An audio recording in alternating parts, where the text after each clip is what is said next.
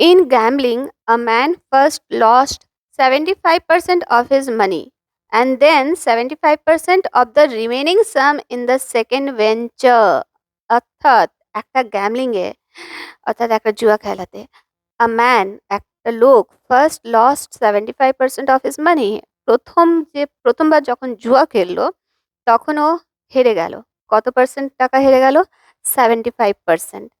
তারপরে ওর কাছে যেটা বেঁচে ছিল সেইটা দিয়ে ও আবার থেকে কি করলো? জুয়া খেললো। সেখানে কি হলো? হি লস্ট কি 75%, দেন 75% of the remaining some in the second venture.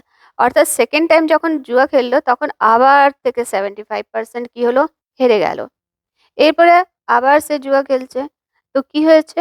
again 75% of the remaining amount in the third venture. আবার যেটা বেঁচে ছিল সেটারও 75% থার্ড টাইম জুয়া খেলতে গিয়ে ও হেরে গেল।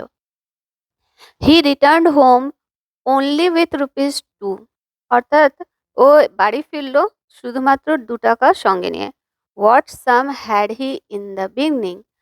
ওর কাছে প্রথমে কত টাকা ছিল? তো এই ম্যাচটা আমরা উল্টো দিক থেকে করব। দেখো, আমাদেরকে বলেছে যে থার্ড ভেঞ্চারে ওই যে লোকটা আছে সে 75% লস্ট করেছে।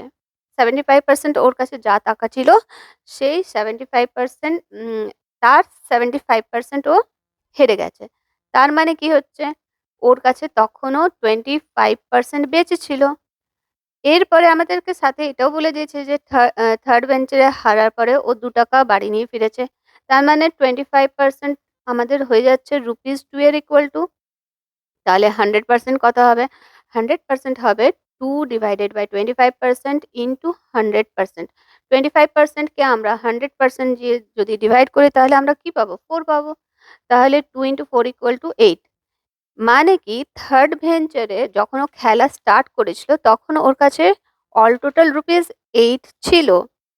এরপর আমরা চলে আসছি সেকেন্ড ভেঞ্চারে। সেকেন্ড ভেঞ্চারে বলছে যে ও ওর কাছে যত টাকা ছিল তার 75% ও হেরে গেছিল।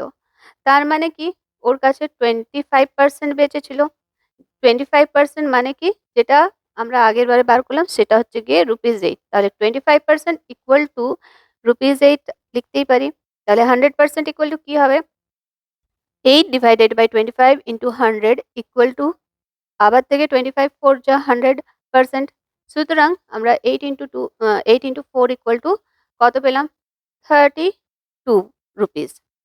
এরপরে সেম ওয়েতে ফার্স্ট ভেঞ্চারে ওর কাছে কত টাকা ছিল সেটা আমরা সেম প্রসেসে বার করব।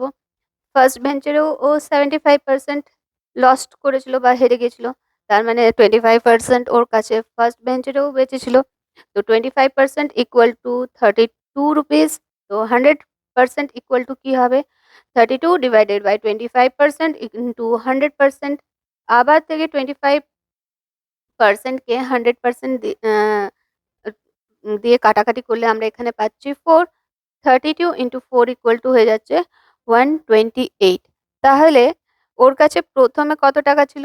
প্রথমে ওর কাছে ছিল 128 রুপিস।